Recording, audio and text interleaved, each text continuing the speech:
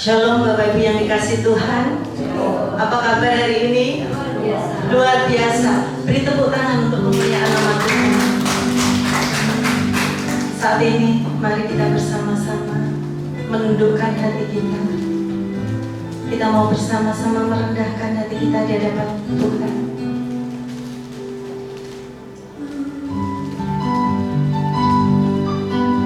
Saat ini kami datang Tuhan. Kami mau menyembah, kami mau memuji.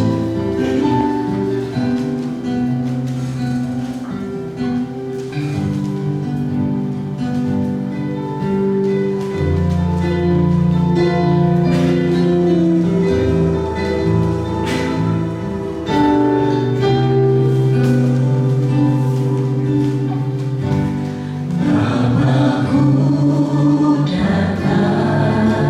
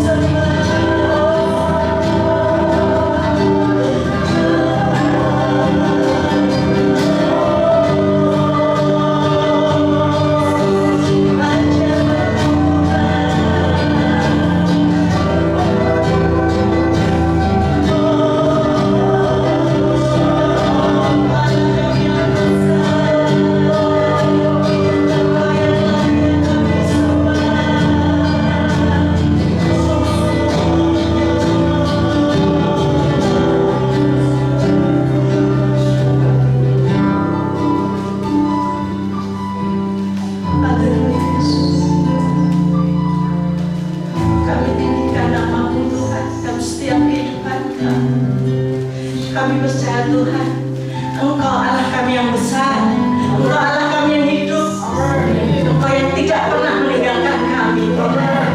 Terimalah sebentar, kami akan memuji meninggikan nama-Mu. Biarlah Tuhan, Engkau mau pakai setiap hidup kami Tuhan, Engkau mau pakai setiap pelayanan kami Tuhan, untuk kemuliaan nama Tuhan. Kami sambut ibadah ini hanya di dalam nama Tuhan Yesus. Kami berdoa, sama-sama katakan amin. Berikan kemuliaan bagi nama Tuhan. Masih tetap berdiri. Tuhanlah kekuatan dalam hidup kita. Amin Bapak Ibu. Tuhanlah kekuatan dan mazmurku.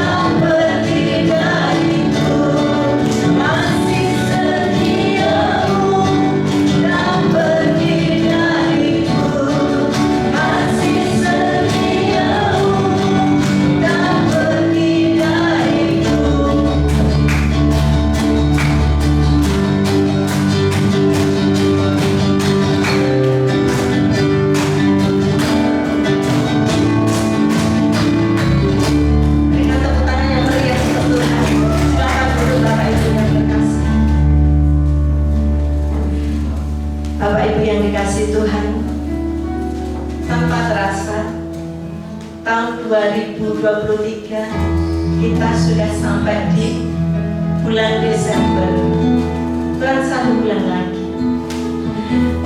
Tetapi sepanjang tahun yang sudah kita lewati bersama Tuhan, baik itu suka maupun duka, Kita percaya bahwa Tuhan tidak pernah meninggalkan kita. Amin Bapak Ibu. Apapun yang kita hadapi, Tuhan senantiasa ada dalam hidup kita.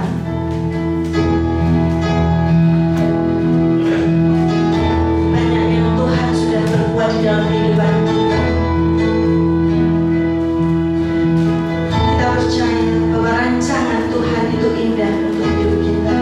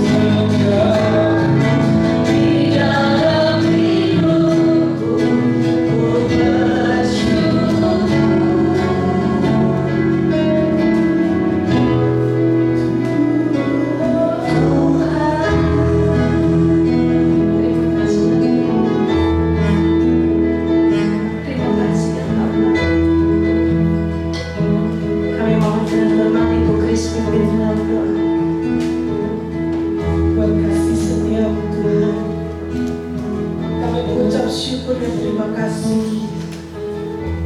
Kasih-Mu agung, kasih-Mu abadi.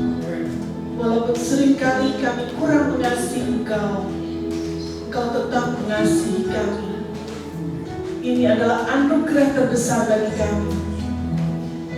Engkau mengangkat kami menjadi anak-anak-Mu, dan kami boleh hidup di dalam lindungan Bapa di surga. Terima kasih Tuhan. Biar ucapan syukur kami ini boleh terus kami mainkan kehadiran Bapa dan membawa hidup kami lebih dekat kepadamu Tuhan, hari demi hari. Dan sebentar kami akan mendengar firman-Mu. Tuhan berbicara dalam hidup kami, supaya setiap firman Tuhan boleh menjadi rema, menuntun kami pada jalan yang benar, mengingatkan kami ketika kami salah. Tuhan, kembalikan kami pada jalan yang benar. Terima kasih Tuhan. Kami serahkan hamba-Mu yang akan menyampaikan firman-Mu. Kau pakai urang di lidah mulut hamba-Mu, supaya setiap firman yang keluar boleh benar-benar sesuai dengan isi hati Tuhan. Terima kasih Tuhan. Kami panjatkan doa kami hanya di dalam nama Tuhan Yesus Kristus. Dan setiap kita yang percaya katakan amin. Minggu-minggu Advent itu adalah minggu-minggu di mana kita mempersiapkan diri dan hati kita untuk menyambut Natal. Ya, dalam tahun ini tema kita adalah kemuliaan bagi Allah dan damai sejahtera di bumi. Pertanyaannya, apa yang harus dan bisa kita persiapkan? Sudahkah kita mempersiapkan yang terbaik kepada Tuhan? Sudahkah kita memberikan diri kita agar betul-betul kita boleh menghayati makna Natal dalam hidup ini? Saudara sekalian, kalau kita melihat kehidupan orang-orang Kristen, seringkali ada banyak pertanyaan yang mungkin bisa muncul dari kehidupan kita. Ada banyak hal yang mungkin bisa menjadi tanda tanya yang besar. Kok bisa ya? Kok mampu ya? Nah, salah satunya mungkin saya ingin mengangkat sebuah kisah yang bagi saudara yang sering bepergian mungkin mengerti kisah ini dan pernah mengetahuinya. Yaitu kalau saudara pergi ke Hong Kong, maka saudara akan kenal yang disebut dengan Happy Valley. Apa itu Happy Valley? Itu adalah sebuah lembah yang memang ada di Hong Kong, karena Hong Kong itu sebuah negara tapi terdiri dari satu pulau sehingga tidak terlalu besar. Maka di dalam di Happy Valley itu sebagian besar, khususnya para misionari, pasti kalau pergi ke Hong Kong akan mencoba melihat dan meresapi apa yang ada di sana. Kenapa saudara? Pasti akan timbul pertanyaan, kenapa kok bisa begitu? Ada apa dengan Happy Valley itu? Happy Valley itu terkenal karena di sanalah tempat di mana ada sebuah tempat persemayaman terakhir dari seorang misioneri yang sangat dicintai. Dia bernama Henrietta Hobson, berasal dari Amerika di Virginia. Dia adalah seorang yang luar biasa. Kenapa seorang luar biasa? Dia memang dilahirkan dalam keluarga yang beruntung karena dia adalah anak dari seorang pengkhotbah. Dan ketika dia menjalani kehidupannya, dia menyelesaikan studinya pada usia 18 tahun. Setelah dia menyelesaikan studinya, dia menikah dengan seorang pria yang bernama Leo Sam, yang kebetulan juga mereka berdua bersedia dan mau memberikan hidupnya kepada Tuhan. Mereka dua mengatakan, kami mau memberikan hidupmu sepenuh kepada Tuhan. Itu sebabnya setelah menikah, 2 hari setelah menikah, mereka dihantar ke pelabuhan, kemudian berlayar dari Amerika menuju ke Hong Kong. Apa yang dikerjakan di sana? Ternyata selama dia ada di Hong Kong, dia mulai mencoba mengenali wilayahnya. Dan apa yang terjadi di dalam ceritanya, akhirnya dia hanya bisa memberikan dirinya kepada 2 orang anak. Anak yang pertama adalah anak yang disiksa oleh majikannya, dan akhirnya dalam kondisi yang sangat parah oleh Henrietta, dia dibayar. Oke, kalau memang begitu, biar dia menjadi anakku saja, saya ambil dia. Dan yang kedua, anak perempuan yang juga seperti itu. Akhirnya 2 anak ini yang dididik, mulai diajar, mulai menginjil. Sebagai misionari, dia mulai memperkenalkan Yesus kepada 2 anak kecil ini. Setelah itu saat pertama kali datang, mereka datangnya di Macau. Kemudian mereka pindah ke Hong Kong. Dan pada usia 27 tahun, 27 November 1844, ketika dia melahirkan anaknya yang pertama, dia dipanggil pulang oleh Tuhan. Bayangkan saudara, seorang misioneri meninggalkan daerahnya dan tidak pernah kembali, hanya di sana untuk menyerahkan nyawanya. Kenapa? Karena pada waktu itu di daerah sana belum seperti yang ada di Amerika. Kalau di Amerika seorang ibu melahirkan, angka perbandingannya 1:10.000. Kalau ada 10.000 ibu melahirkan, maka 1 gagal itu ya. Tapi kalau di Hong Kong, waktu itu masih banyak sekali kegagalan. Hanya untuk apa? Hanya untuk menginjili. Berapa banyak orang diinjili? Ketika saya membaca kisah ini, saya lalu terkenang kepada peristiwa seputar Natal. Bagaimana peristiwa itu? Mari coba kita lihat Alkitab kita di dalam Injil Matius pasal yang kedua. Injil Matius pasal yang kedua ayat yang ke-11. Injil Matius pasal yang kedua ayat yang ke-11.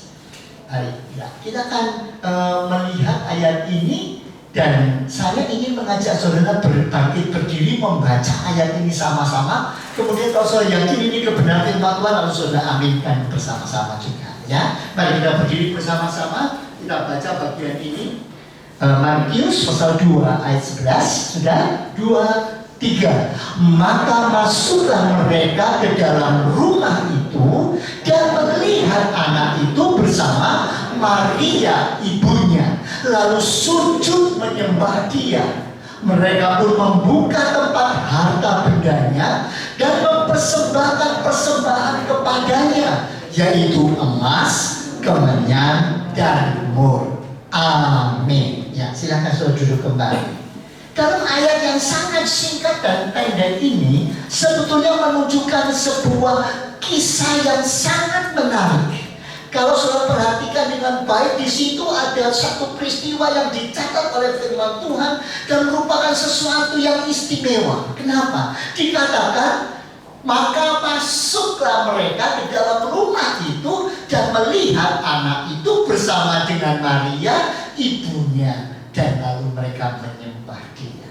Siapa yang disebut dengan masuklah mereka itu? Mereka itu siapa?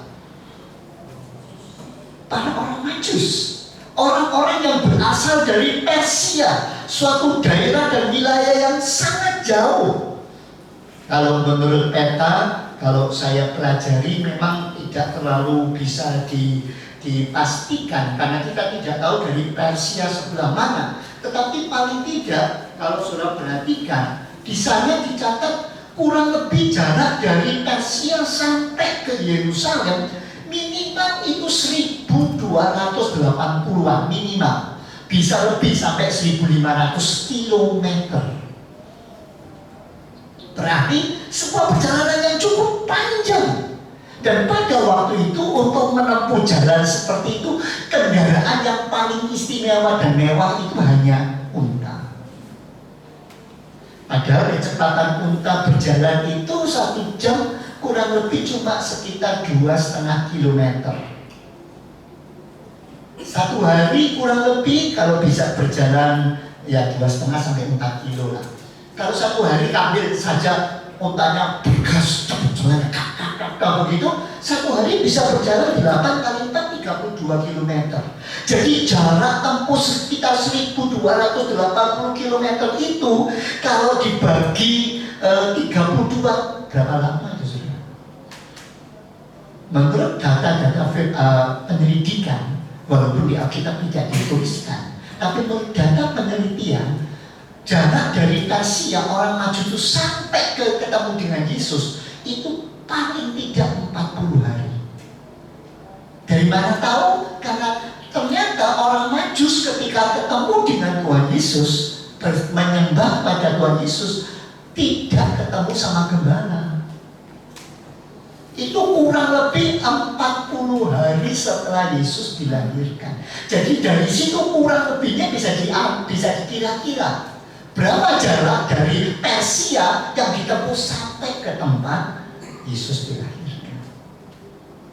Jadi saudara bisa tahu ada orang-orang pandai berhikmat, orang-orang filosof yang berasal dari Persia mencari Yesus gara-gara melihat tanda bintang yang istimewa. Makanya kalau ada hiasan pohon terang, pohon Natal ini selalu atasnya ada bintang.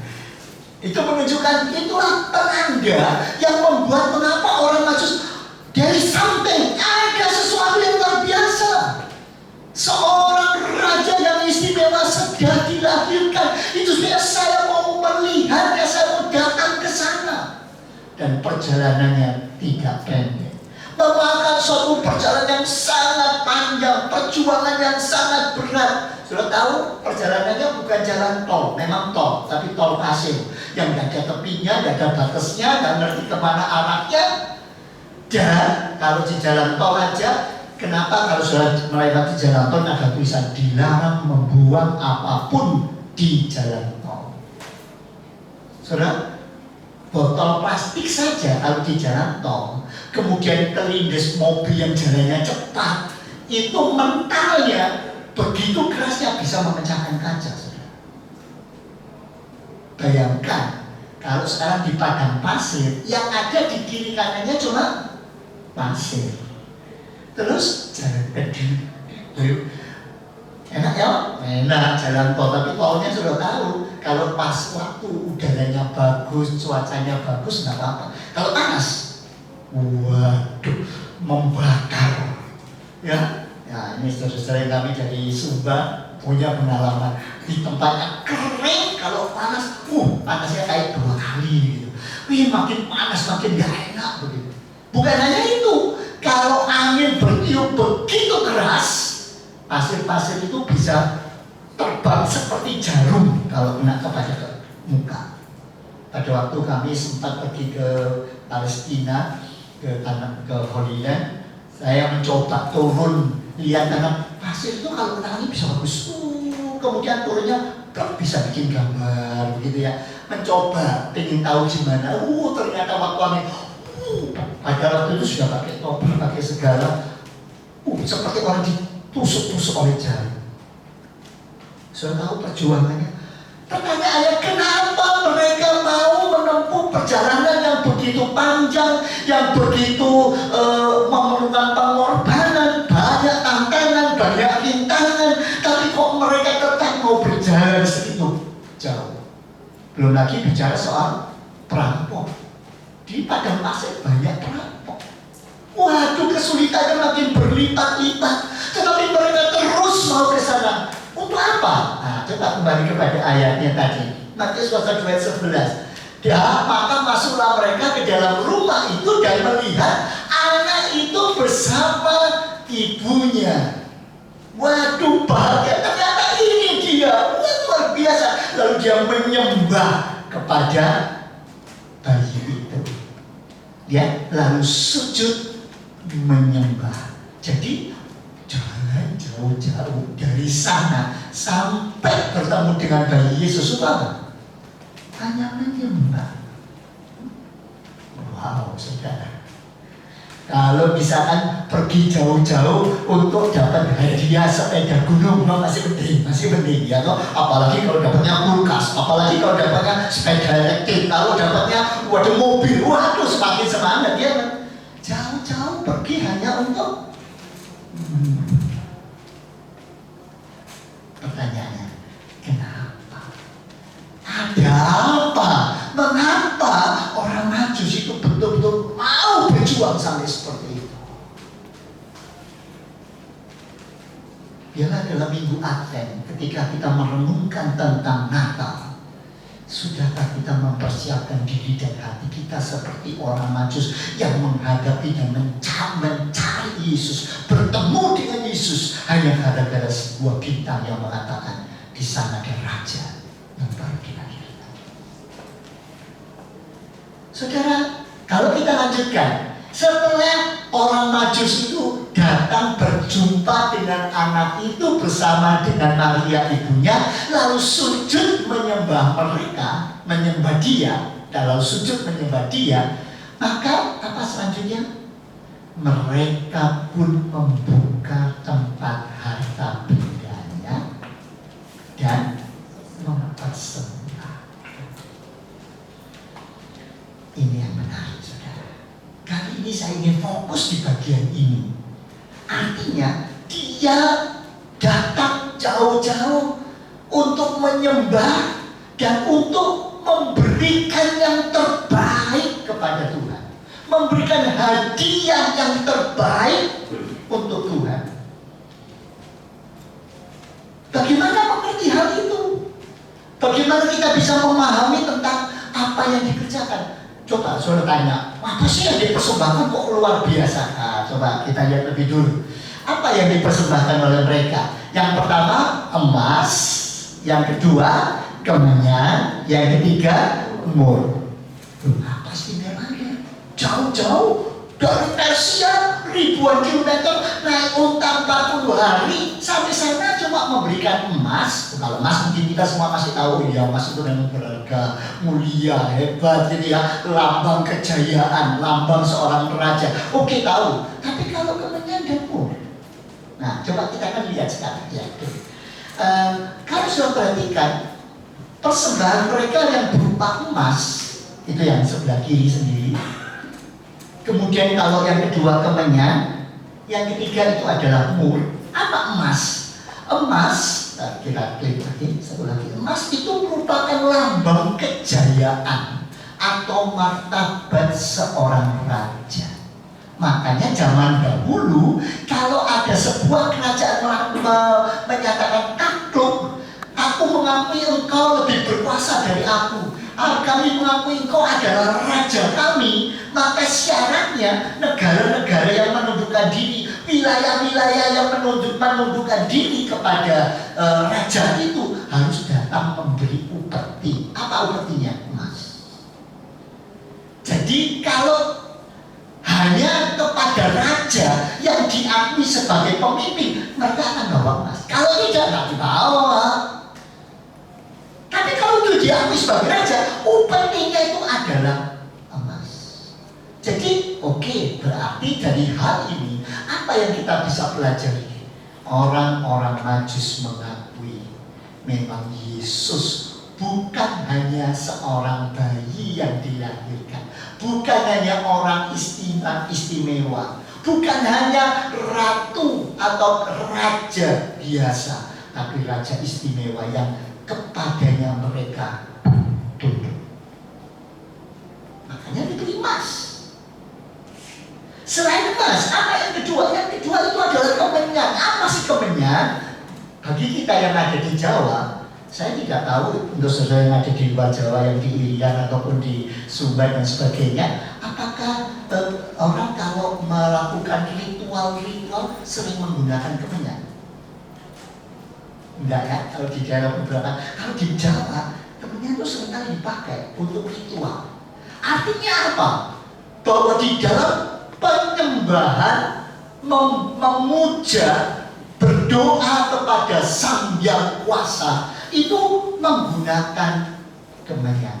Karena baunya harum, menjadi sesuatu penanda bahwa di sini kami ada dan kami sedang menyembah Engkau, meninggikan Engkau, membesarkan namamu. Nah, itu sebabnya mengapa kemenyan diberi, itu merupakan tanda keilahian.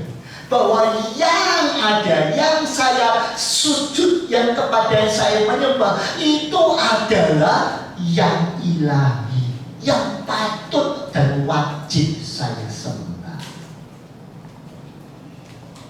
Dia bukan hanya raja yang diberi emas, tapi juga diberi secara ilahi. Dia adalah Allah. Dia istimewa, dia luar biasa, dia maha kuasa. Sehingga itu supaya mereka datang walaupun masih dalam bentuk bayi, mereka memberikan kemenyan. Kalau murah. Nah, mur itu tanda kemanusiaan. Mur itu adalah rempah-rempah. Biasanya rempah-rempah itu dipersiapkan untuk melabur orang yang sudah mati. Orang yang sudah mati dikasih rempah-rempah, tujuannya apa? Supaya dia tidak berbau, dia harum, dia tahan, dan dia kuat. Itu sebabnya pada waktu juga mau diberikan, artinya mereka juga menghormati dan menghargai kemanusiaan Yesus dari Allah meninggalkan tahta kemuliaan jadi manusia. Untuk apa? Untuk bisa mengerti dan memahami saudara dan saya sebagai manusia dengan segala pergumulannya. Ini melambangkan persiapan bagi Yesus datang ke dunia sebagai manusia, sehingga dia bisa berkorban di atas kayu salib, dan korbannya sanggup menghapuskan dosa manusia. Karena manusia yang berdosa hanya bisa ditanggung oleh manusia, gak bisa dengan yang lain. Zaman dulu kan ada, betul, zaman dulu orang yang berdosa bisa ditanggung oleh binatang. Tetapi sekali disembelih, darahnya sudah dikucurkan, ya sudah selesai. Tapi besok berbuat salah lagi, ya harus ditebus lagi.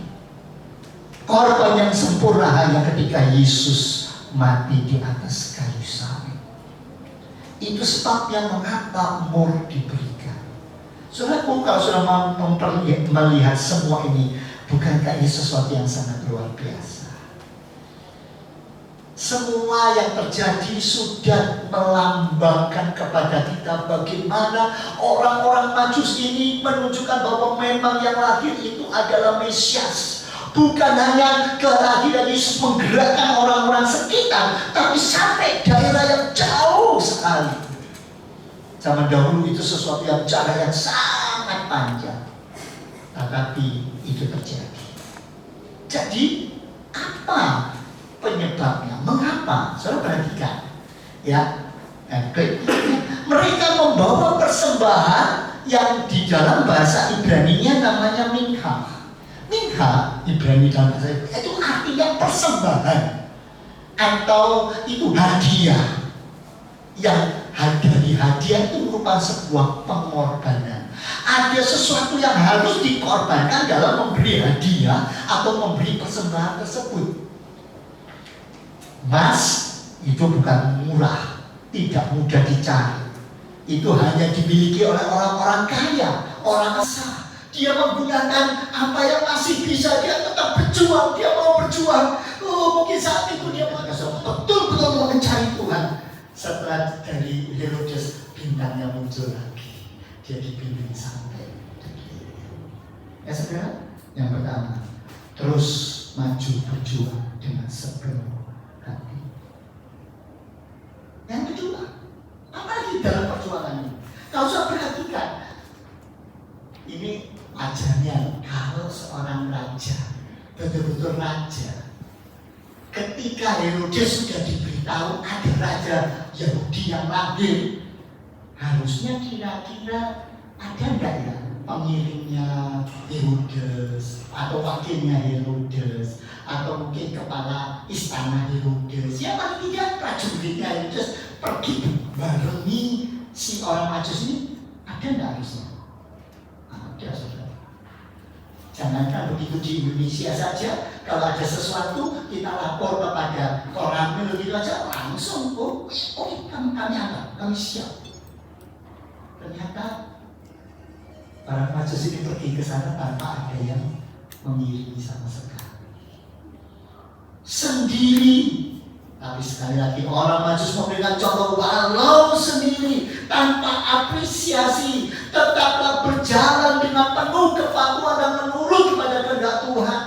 Walaupun mungkin teman-teman di sekelilingmu tidak menghargai engkau, tidak bisa menghormati atau tidak sepakat dengan apa yang Tuhan sudah tunjukkan dalam hidupmu. Ketika kau memberikan yang terbaik dan kau mau tetap patuh kepada Tuhan, jangan pernah berhenti, jalan terus. Walaupun sendiri, ingat Tuhan berserta, dan itu sudah lebih dari semua kecukupan. Amin, saudara. Sebabnya jangan pernah berhenti walaupun sendiri. Tetangga, teman, saudara, keluarga mungkin mengejek, mungkin mengolok, mencibirkan, jangan pernah, jangan walaupun sendiri. Dan yang terakhir, saudara perhatikan, ada waktu orang Majus itu memberikan hadiah kepada Tuhan. Yang pertama kali diberikan itu apa? Begitu datang, oh ini hadiahnya, waduh langsung buka petinya, ambil hartanya, kasih dulu begitu. Oh daulat raja, gitu kira-kira apa yang dijulukan? Menyembah.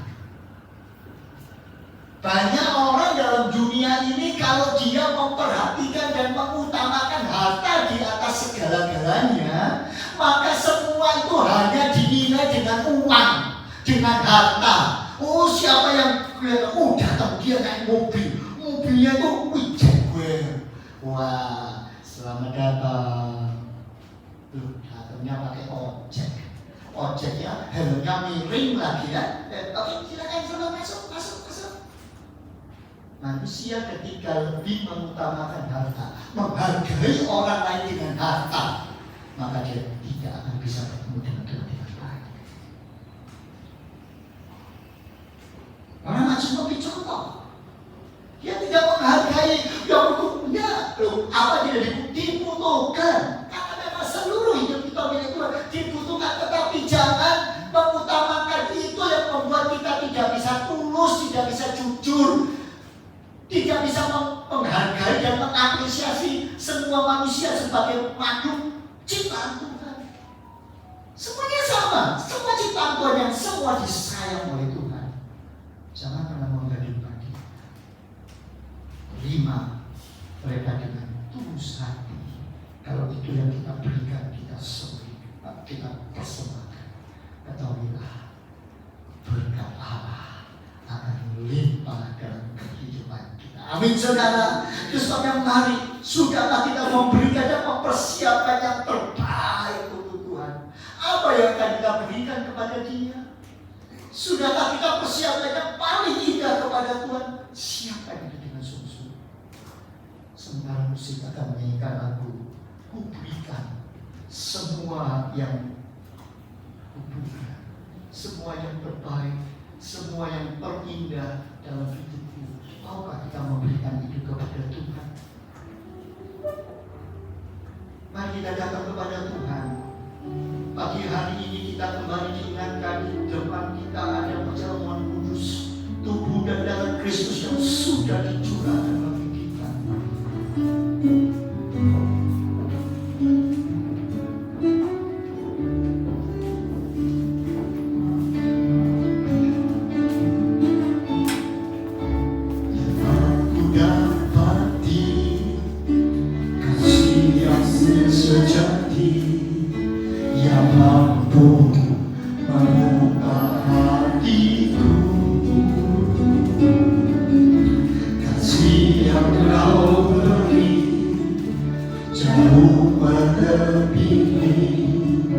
Segalanya di dalam hidupku.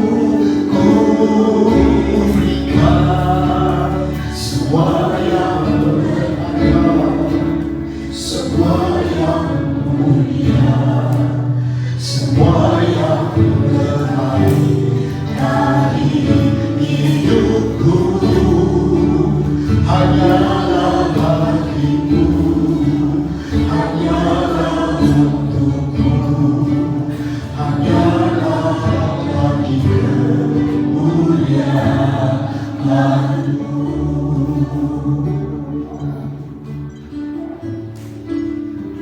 hari ini, adakah kita sudah memberikan dan mempersiapkan yang terbaik untuk Dia? Jangan sampai Natal yang akan kita jalani sebagai sebuah tradisi, kebiasaan yang kita lalui begitu saja. Tapi marilah kita datang, Tuhan, aku mau memberikan yang terbaik. Apa yang aku bisa, apa yang aku punya, apa yang berharga, semua yang mulia, semua yang terbaik dari hidupku aku berikan hanya kepadamu, Tuhan. Sehingga benar-benar aku boleh berkenan, mengenalkan hatimu, Tuhan. Dan kita datang kepada Dia dengan sungguh-sungguh sambil mempersiapkan hati kita untuk kita boleh bersekutu dengan tubuh dan darahnya, sehingga kita boleh benar-benar menjadi anaknya yang berjalan pada jalan. Kata-kata apa? Ku berikan semua yang benar, semua yang mulia, semua yang terbaik dari hidupku.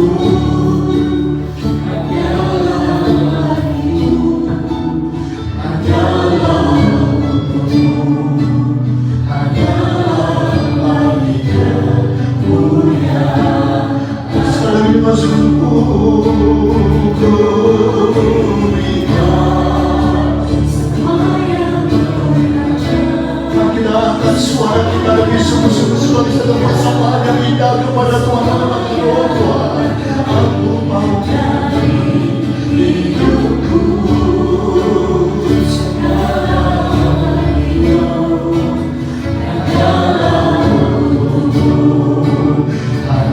saudara mau memberikan yang terbaik kepada Tuhan. Mari berdiri di tempatmu dan katakan, ku berikan.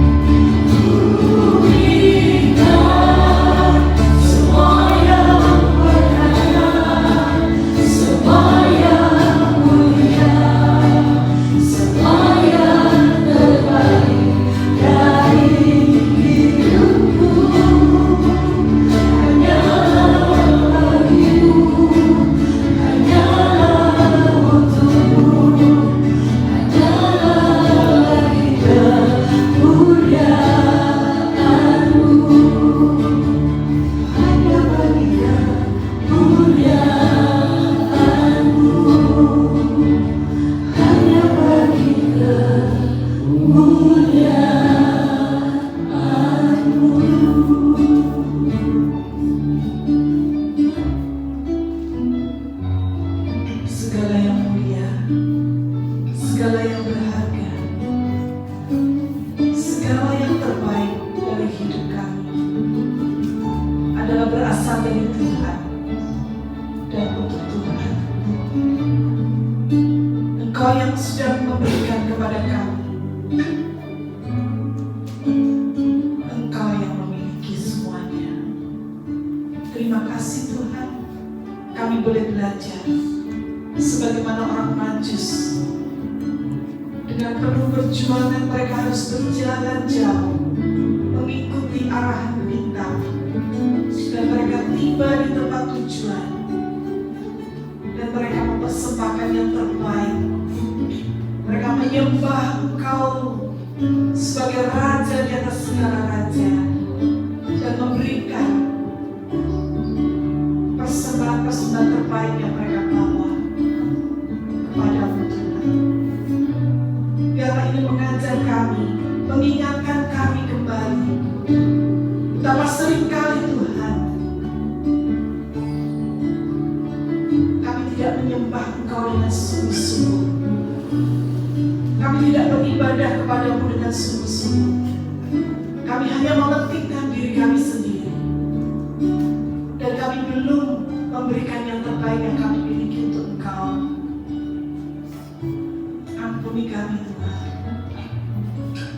ampuni dosa-dosa dan kesalahan kami. Karena Engkau sudah mati bagi kami, biarlah kami boleh menghargai korban Kristus. Dan kami mau belajar untuk memberikan apa yang Tuhan sudah korbankan bagi kami, nyawa-Mu Tuhan. Biar kami boleh membalas sedikit daripada kasih-Mu ini Tuhan, dengan apa yang kami miliki. Kami boleh memberikan yang terbaik bagi Tuhan. Terimalah persembahan kami, terimalah hati kami. Biarlah ini boleh menyukakan hati Bapa di surga. Biarlah firman-Mu boleh terus tertanam dalam hati kami dan senantiasa menyadarkan kami ketika kami salah jalan. Terima kasih Bapa, berkati hamba-Mu. Di dalam nama Tuhan Yesus Kristus kami panjatkan doa kami. Amin. Silakan duduk saudara. Pada saat ini kita mau siapkan hati. Kita merendahkan hati kita di hadapan Tuhan. Di hadapan kita saat ini ada perjamuan kudus. Biar kita boleh mengambil perjamuan ini dengan merenungkan, sudahkah kita layak menerima korban Kristus dan merespon korban ini dengan persembahan kita yang terbaik bagi Tuhan. Sementara kita akan menyanyikan lagu ini, saya mengundang untuk tugas bisa membagikan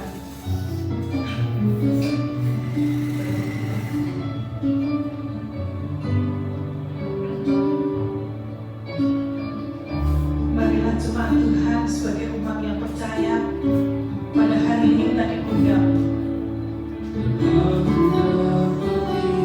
gereja berjasa yang mampu mengubahkan hati. Kasih yang Kau beri jauh melebihi segalanya di dalam hidupku. Ku berikan semua yang berharga, semua yang mulia, semua yang terbaik dari hidupku. Hanyalah bagimu, hanyalah untukmu, hanyalah bagi kemuliaan-Mu. Ku berikan semua yang berharga, semua yang mulia, semua yang terbaik dari hidupku. Hanyalah bagimu, hanyalah untukmu, hanyalah bagi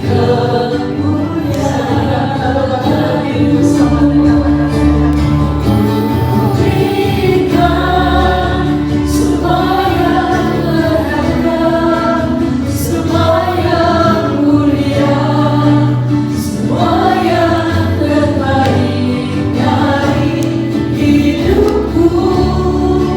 Hanyalah bagimu, hanyalah untukmu, hanyalah bagi kemuliaan-Mu,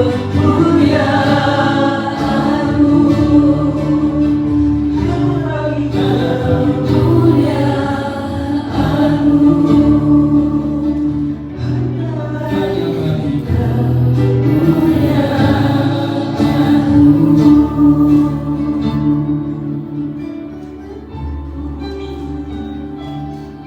perjamuan kudus ini adalah perintah dari Tuhan sendiri. Sebagaimana yang dikatakannya kepada jemaat, oleh Rasul Paulus kepada jemaat di Korintus, agar kita memperingati sengsaranya hingga Ia datang kembali.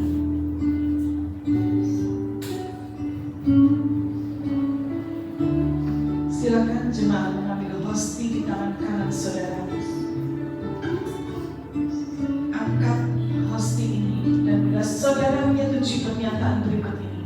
Aminkan dengan penuh keyakinan. Sebab yang saya ajarkan kepadamu itu, saya terima dari Tuhan sendiri. Bahwa pada malam itu ketika Yesus Tuhan kita dikhianati, Ia mengambil roti. Dan setelah Ia mengucap terima kasih kepada Allah atas roti itu, Ia membelah-belah roti itu dengan tangannya, lalu berkata, inilah tubuhku yang diserahkan untuk kalian. Lakukanlah ini untuk mengenang aku. Bukankah roti yang kita pecah-pecahkan ini adalah persekutuan dengan tubuh Kristus? Mari kita makan bersama dalam iman dengan nama Yesus.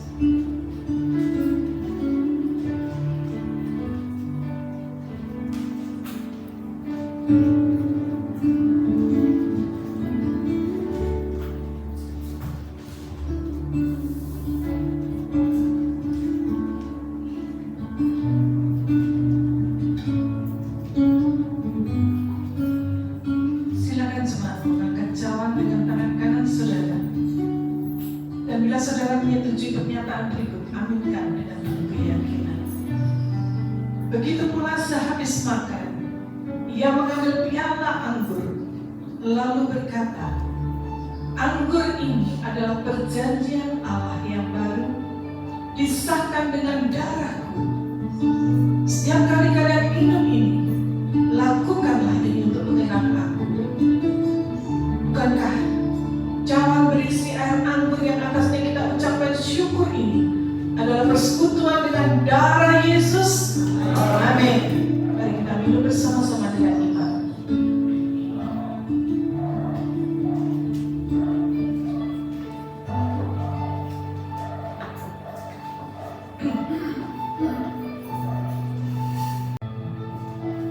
Mari kita angkat kedua tangan kita ke dalam sebagai ucapan syukur kita. Sekarang katakan, ku berikan semua yang terbaik hanya untuk Engkau, Tuhan.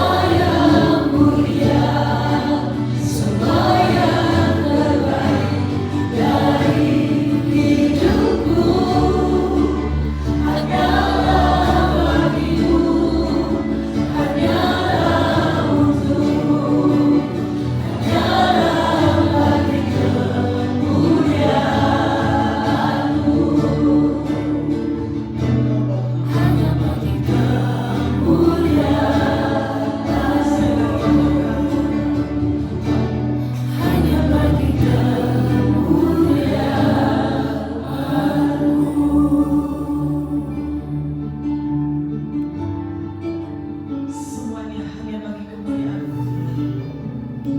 Kami persembahkan dengan hati kami yang terdalam. Segala pujian, segala hormat, segala yang terbaik yang kami miliki hanya bagi Engkau, Tuhan. Karena Engkaulah penebus jiwa kami. Kami berhutang nyawa kepada Tuhan. Biarlah kehendak-Mu yang jadi atas hidup kami. Terima kasih, Tuhan. Terima kasih, Yesus.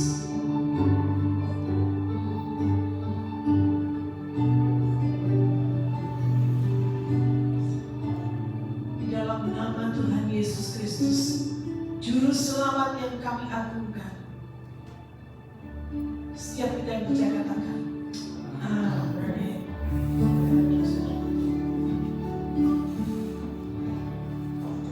Bapak Ibu yang terkasih, yang diberkati dengan firman Tuhan, boleh lambaikan tangannya dong. Beri tepuk tangan yang meriah untuk firman Tuhan mengingatkan kita untuk kita lebih sungguh-sungguh lagi di dalam mengikut Tuhan, dan kita diingatkan untuk memberikan yang terbaik untuk Tuhan. Amin Bapak Ibu. Kita akan berikan persembahan untuk Tuhan.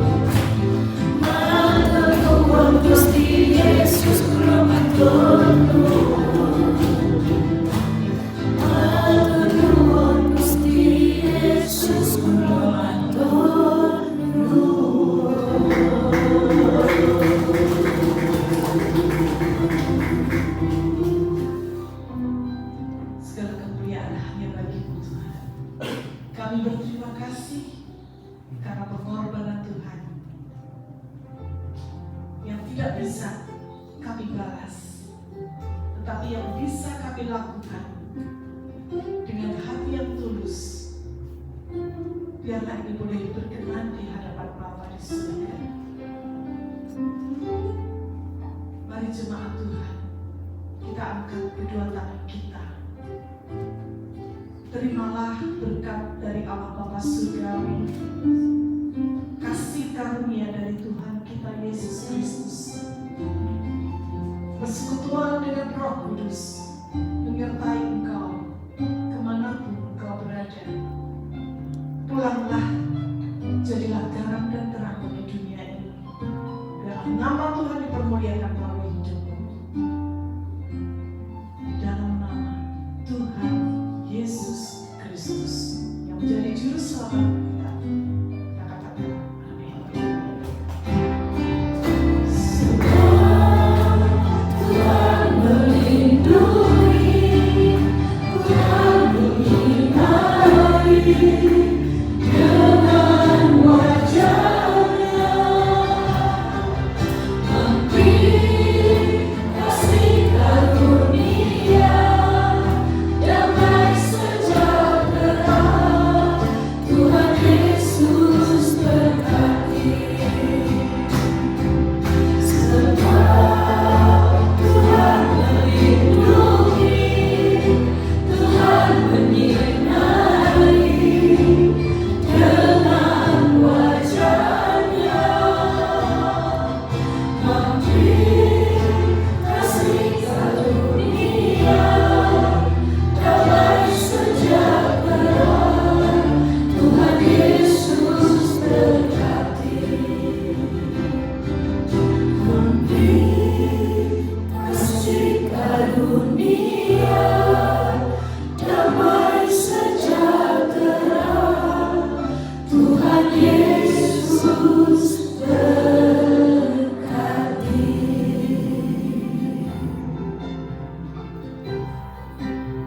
Mari kita saat ini sejenak di hadapan Tuhan, mengucap syukur kepada